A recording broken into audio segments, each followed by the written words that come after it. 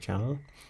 So in this demo, I'm going to quickly fix an error that you might face while creating a flow or while turning on the flow.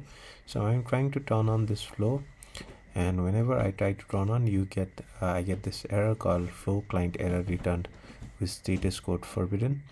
In this case, what's happening is the user to which this flow is owned doesn't have adequate service plan. So what you need to do is either you give that user the required license, or what you can simply do is you can click on edit, and then you can change the owner of this flow. So I'll change it to myself, and once you do that and save it and change the owner, you'll be able to turn this flow on, because now this user who owns this flow have the adequate licenses. Now I click on turn on and wait for a minute, and now it's turned on. And just to show you, I turn it off again and I click on turn on,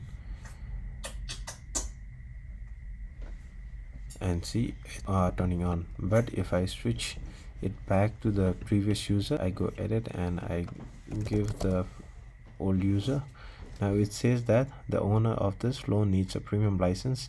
So I need to contact the admin so that the previous owner can use it.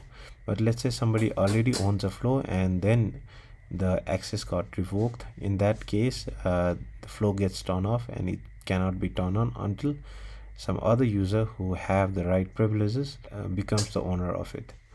Thank you so much for watching this quick video. If you like my video, please like and subscribe to my channel. Thank you so much.